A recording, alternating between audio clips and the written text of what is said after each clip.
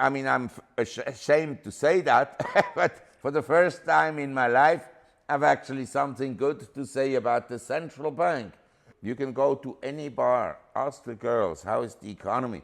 They will all tell you it's horrible. And in Germany, what happened when the Greens, socialists, communists took over? The standards of living went down, but Trump is a typical deep state person. But that the Western democracies don't want to tell the people.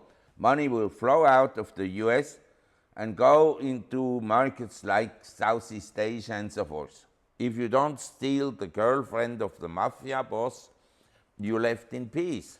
Guys, welcome back to our channel with another VIP guest whom I've shared some good quality time in Chiang Mai, having had one or the other Chang beers. I obviously don't need to worry about my Thai beverage stock portfolio seeing the stockpile of Chang beer with Dr. Marc's home here. And our interview will be 2 hours of time. Maybe not longer because I think Marc might run out of cigarettes. Jokes aside, guys, looking forward to get your comments under the video, and obviously don't forget to subscribe to our channel as well. Marc, a pleasure to have you. Thanks for the invitation today. Well, thank you for having me. What do you make of the most recent and most interesting conflict in terms of geopolitical tensions, Ukraine, Russia? What's your view on that? Well, as you know, everybody has a different view about it. My view is that it's a completely unnecessary war that should never have happened. But the Russians were clearly provoked by the Western powers, notably the US, who wanted to drag them into a war, I suppose, because it doesn't make any sense. And the Western European governments, the way they are, they're very weak and useless in my opinion. And they like the war because it distracts the attention of people from the misery that they imposed on their population through socialist measures that retard economic growth and destabilizes the economies of countries like France and notably Germany. So the war is sort of useless, but it may not come to an end anytime soon because so many people make so much money. So is that not then that the US is the net beneficiary of this war in the end as well? Would they have an interest? Because Trump says he wants to end it as soon as possible. Well, what he says something one day and the next day he says something different, and he's very inconsistent in his policies and in his views. I think what disturbed the American the most is that when they started to impose very high tariffs on India, India right away opposed the tariffs and didn't bend. But they started to talk to other BRICS members like Brazil and to Russia, from where they received their oil, and China and so forth. And suddenly the Americans, of course, the Americans are not very smart. They don't look forward. They suddenly realized that they achieved something that nobody has ever achieved in history, that the Indians and the Chinese would talk to each other and be on friendly terms, and that the Russians and the Chinese would be on friendly terms.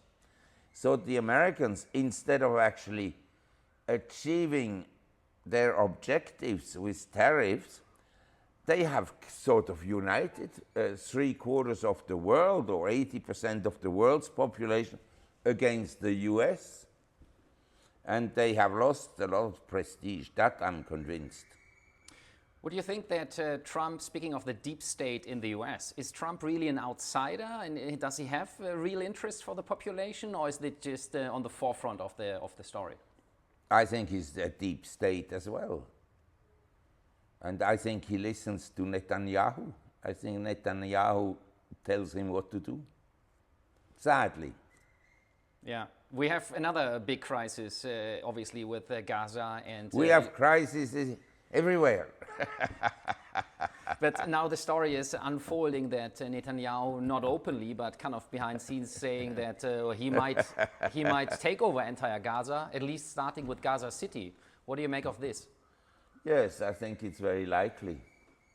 The Zionists are, very, very territorial-minded, and they think that the best is to essentially wipe out the Palestinians from the Gaza Strip. That is their view. Mm. But geopolitical tensions-wise, it kind of goes even much further on the east, right? Towards the east. Now, Lebanon saying they wanna de-weaponize Hezbollah, and they're trying to do something about it. What do you make of this entire area there, basically? The geopolitical developments are very unfavorable because they increase the risk of military confrontation significantly. A general or a naval officer, he may make a mistake or by design and lead to a provocation, and it starts to get out of hand. But look, I'm an investment advisor and I manage money and I invest money.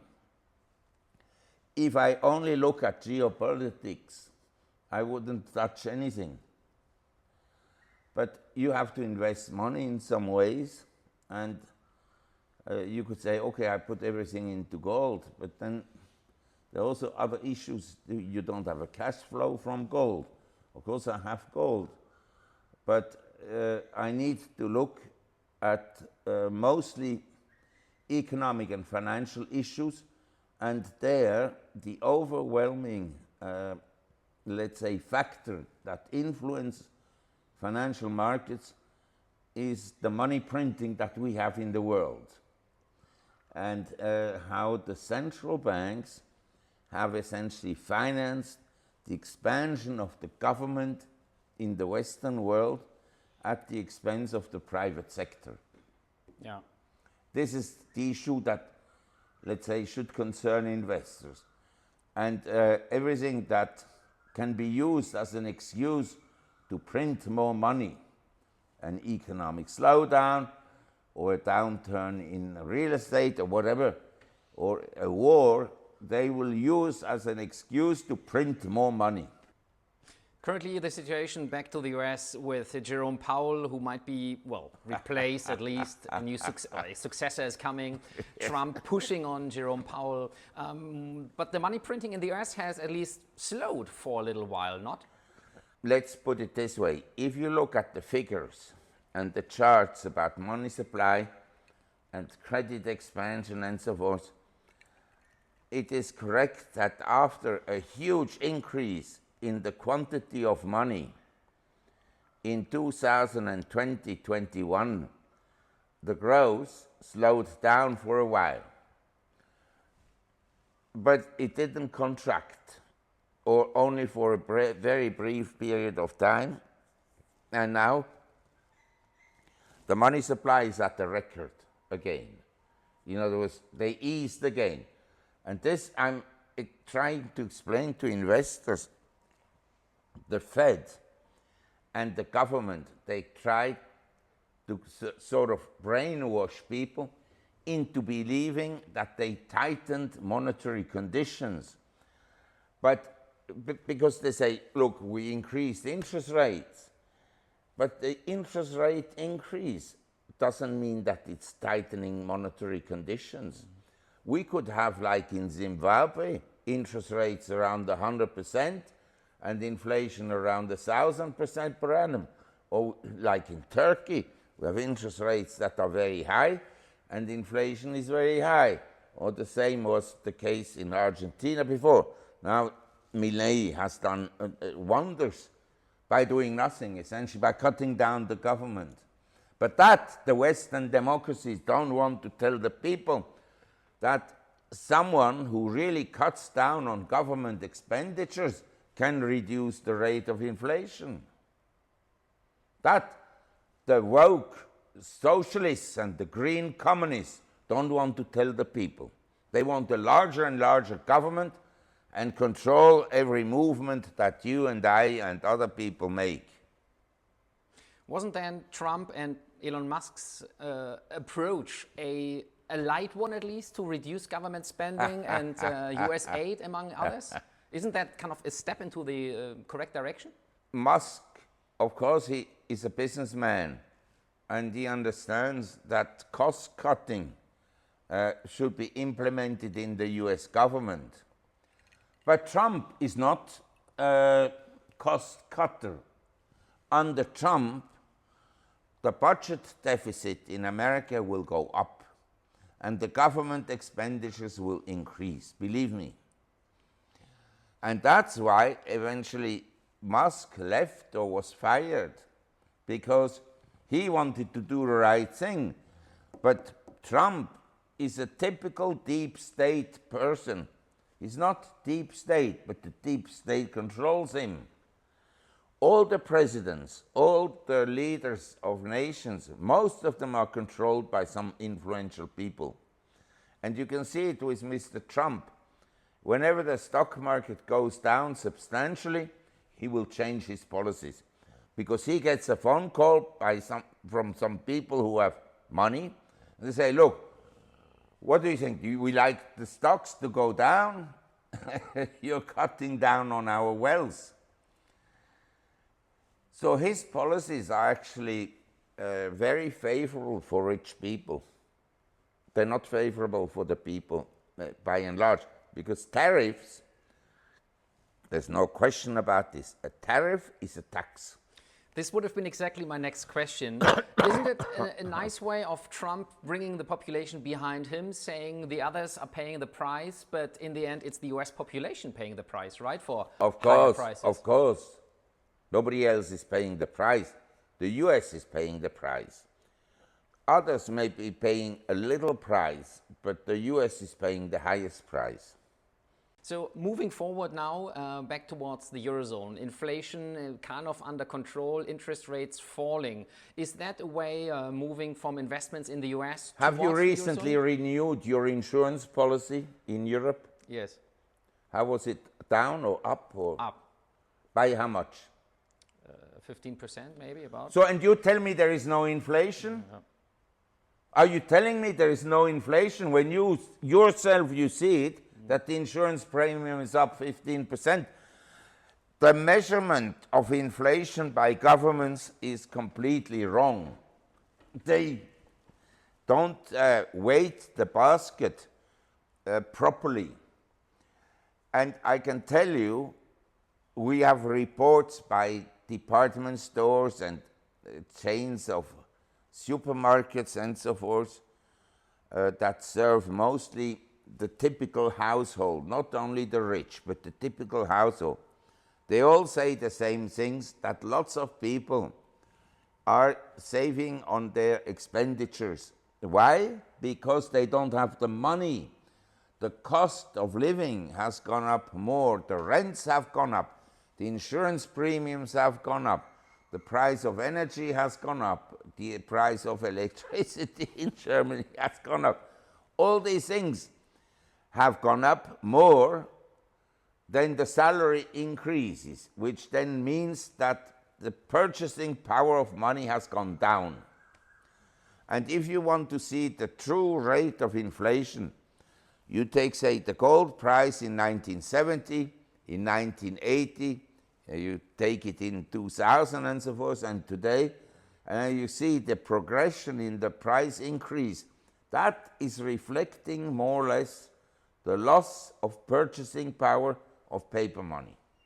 You mentioned the gold price. Is it now still a good time to kind of park your money as a safe haven in gold, or would you see any potential correction in gold if the dollar remains kind of weak? I mean, markets don't move in a straight line, and there may be a correction. However, you know, people have always said gold is too expensive. And they always argued for a correction. And if I look at different asset markets, say commercial real estate, residential real estate, gold, stocks and so forth, I don't see a sign of a bubble in precious metals. First of all, in a bubble, you usually get a huge increase in the ownership of ETFs. In other words, the ETFs grow a lot because money flows into the ETFs. In the case of gold, the ETFs have actually lost assets because people, as the price of gold goes up, they're selling it. And everybody was expecting a correction around 1800 and then around 2200 and so forth. So in my opinion, it's been holding reasonably well. Now, I'm not saying the gold price will go up or down or whatever. I'm just saying, if you have assets, say you have 1 million or 100 million or whatnot, I would hold some of that liquidity in gold, silver, and platinum. Platinum is cheap, absolutely and relatively. But everybody has to decide for himself what he wants. Does he want to be Nvidia and Tesla with all his money on leverage or in day options and in speculative instruments, in cryptocurrencies or gold, or in everything? You understand? That is a personal decision an individual should take, and then he should implement his strategy with discipline and consistency, not change.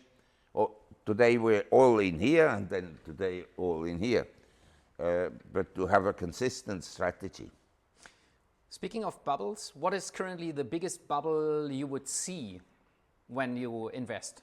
The bubble can be so big that people don't realize that it's a bubble. I mean, my view would be, if you look at what is inflation, inflation is an increase in the quantity of money and the loss of purchasing power of money.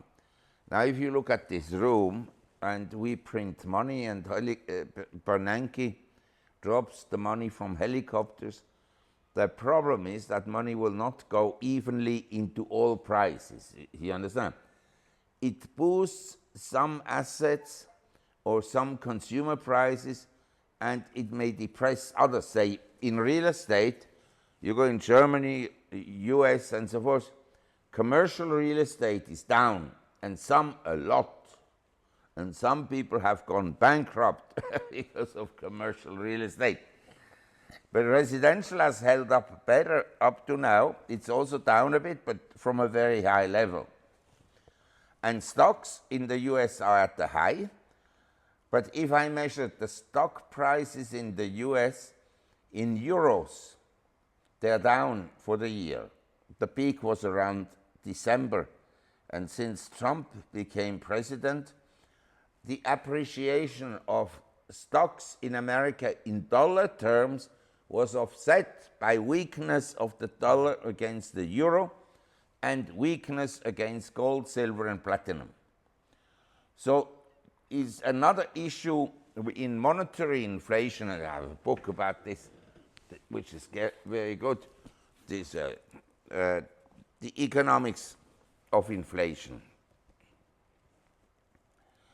Anyway, this explains everything what happens during monetary inflationary periods, including what stock prices do and the gold price, the foreign exchange, and the impact of high inflation on society and the concentration of wealth. According to this book, it was written in 23 or 24, after the German hyperinflation. Basically, we all have the symptoms of very high inflation rates at the present time, namely excessive liquidity.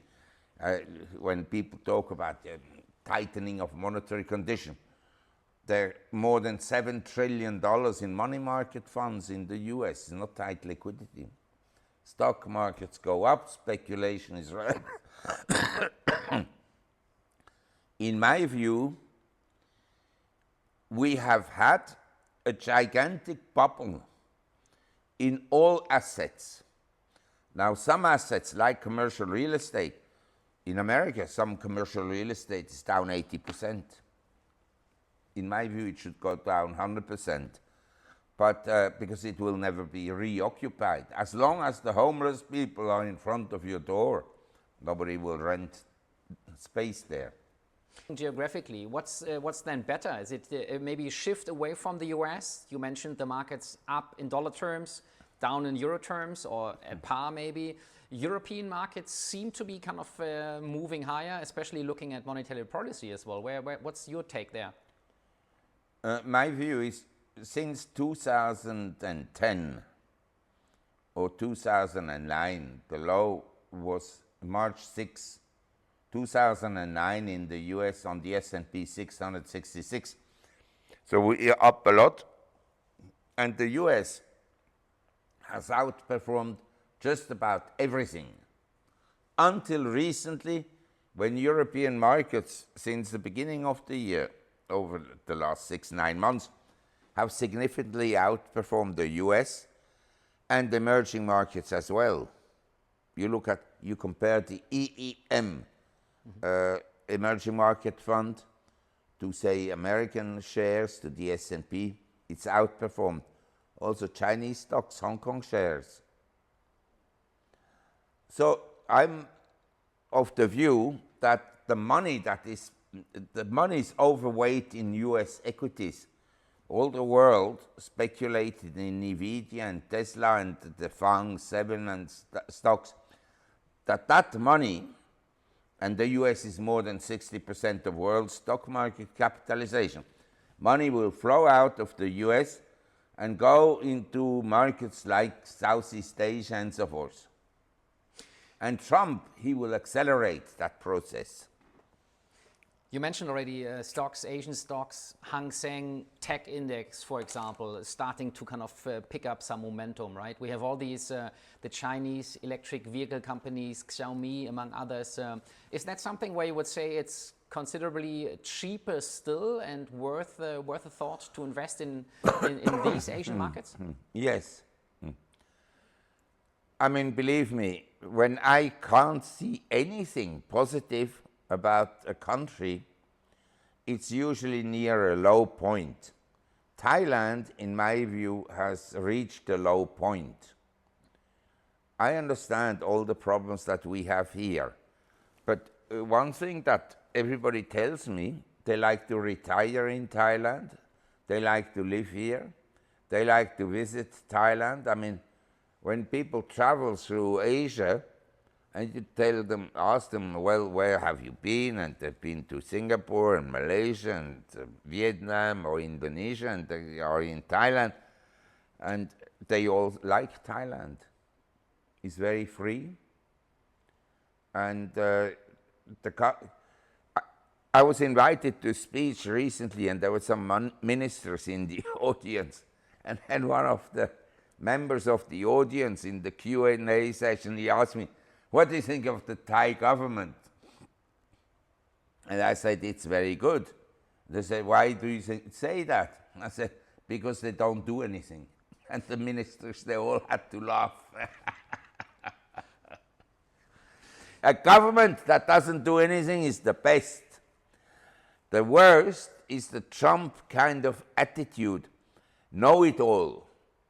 Nobody knows everything. That's why we have economically proven with capitalism and free market economic thoughts that free markets and the capitalistic system lifts the standard of living of most people. It's not perfect. Nobody claims that capitalism is perfect. But whereas, say, in 1970, Eastern Europe was depressed and economically had hardly advanced, and people lived under oppression. In the Western world, we had progress. And then countries like China and the Soviet Union and Vietnam opened up, and countries that had socialist policies like India moved to the right and had free markets. And what happened? Everywhere the standards of living went down. And in Germany, what happened when the Greens, Socialists, Communists took over? The standards of living went down, and the country that was ein Wirtschaftswunder before, after the Second World War, has deteriorated considerably. That is the responsibility of the socialists and left-leaning politicians who believe they know better than the market, so they intervene in everything. And of course, they are paid under the table by American NGOs or institutions or the CIA or the president or God knows what. They're all bribed. Back to the same question then. You mentioned Trump also being part of the same machine in the US, but US aid kind of at least being reduced slightly. Or is there other funds or other pockets where the money is flowing to? Lots of other pockets, believe me. Look at the money that flows to Israel.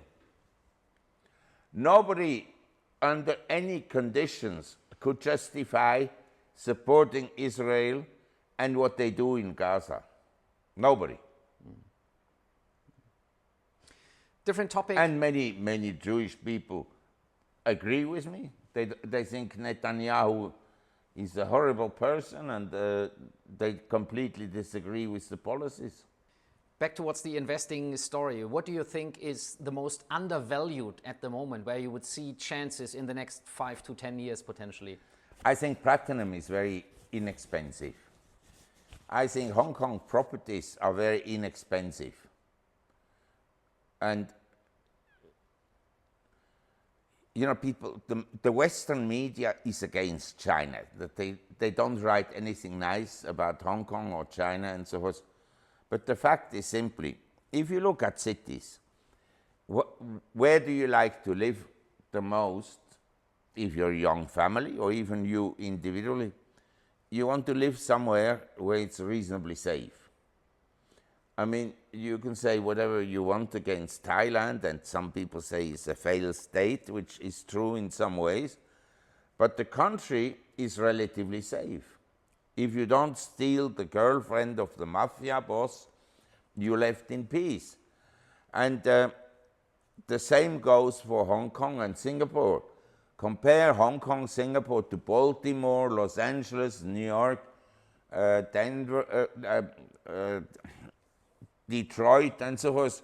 Chicago is very safe to live in Singapore and Hong Kong. You can go out, nobody bothers you. You don't need a bodyguard. And so I think these cities will come back. Of course, the character of Hong Kong will change. It's now part of China, and it has the competition of Chinese cities.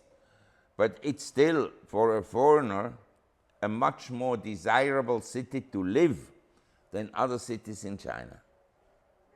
So still investing in Asia would be your top pick at the moment, I might say? Yes, I mean, I've always been investing in Asia, and I believe in Asia with reservations. I mean, I was for many years negative about Hong Kong property prices and Hong Kong as a city. I wrote a book, The Rise and the Fall of Major Cities. But I think that Hong Kong has reached a price level, and the whole of Asia, certainly, relatively speaking, compared to, say, the prices you pay in the US and the prices you pay here, is cheap. I think mining stocks, whether you talk about Newmont mining or Majestic Silver and so forth, mining stocks are cheap, very cheap. But the price of gold has gone up a lot, but the mining sector hasn't gone up that much. Mentioning mining, silver prices we haven't discussed yet. Obviously, in my recent interview with Jim Rogers, he had an interesting take. What's your take on the silver market? Because it's also moving higher and creating highs after highs every month now. Yes. I mean, many people, normally in a bull market for precious metals, silver will outperform gold. Hasn't happened yet, but it may happen in future. Silver is cheap relative to gold, but I prefer platinum because platinum is not only cheap relative to gold, but also to silver. So you're buying a really inexpensive asset. There were times in history when the price of platinum was much higher than the price of gold. And now it's about a third.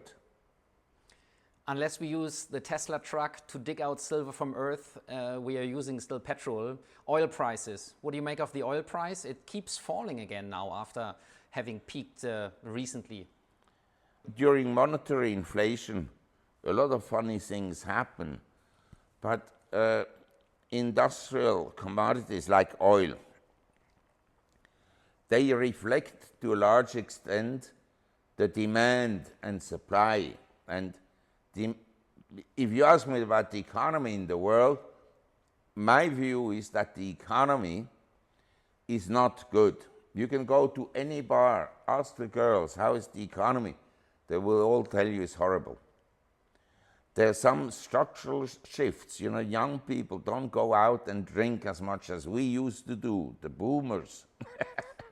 They drink at home, or they take drugs, hard drugs or whatnot. We used to just go after work into the pub and drink and so forth. That young people don't do very much, and when they go to bar, they don't buy drinks for the girls, whereas we used to do that. Anyway, I think some commodities reflect the demand and supply, and the demand in the world is not particularly favorable at the present time.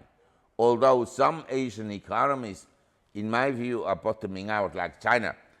But other commodities, like the precious metals, they don't reflect necessarily economic health or growth and so forth. They reflect monetary conditions. And the monetary conditions are favorable because the money printing, when you think of it, the money flows through the banking system into other areas of the economy. Who gets the money first? The financial system, Wall Street. That's why Wall Street economists will never criticize the Fed. Except now they say, Powell should cut rates. I mean, I'm ashamed to say that, but for the first time in my life, I've actually something good to say about the central bank, that Powell didn't cut interest rates more. I think he's right not to do it. Because as I showed before, the rate of cost of living increase is still very high. Anyway, I gave you now a few ideas. I think Latin American markets are also attractive. I think Brazil may get a move upwards, has outperformed the US this year, is up in dollar terms about 25%. But I think it can continue, especially now because Trump is eager to make Lula look very bad. And Lula wants to prove to the world that he can do something good for Brazil. So I think the stock market will probably go up. 2 years of bull run in the stock markets, and now we had a sharp correction in April this year, and the markets have already kind of created new all-time highs, most markets at least. What needs to happen for the stock market to crash? Anything can happen. The market is fragile, and there's a lot of leverage. Margin debt is at a record high, and you know, I mentioned the overwhelming consideration is whatever happens, the Fed will print money. But in the case of commercial real estate, the printing of money didn't help. And in the case of stock prices, one day the money printing may not help. Maybe it helps, like here it's described in this book, how in nominal terms, in other words, in dollar terms, stocks keep on going up. At that time in Reichsmark, the stock market, everything prices went up, but the currency collapsed. That is a possibility. And Trump is the ideal character that could lead to a massive currency collapse. We've seen this since he took office. The dollar weakened, as you mentioned, many times. We see that the trust in the US in general is just, is it already at a very... But the other currencies are not much better. Yeah. But I'd say the currencies have all declined against gold. That is something that people should pay attention to. The government officials, of course, will not talk about this. Anyway, nice to see you and nice to talk to you. Thanks so much for your time. It was a pleasure, Marc, as always. And guys, as said, please leave your comments under the video. Don't forget to subscribe and let us know what you think about our talk today. For me, it was a lot of fun, but as I know, Marc and his interesting answers give you quite a bit of room for thought, hopefully. See you then. Take care, guys. Bye.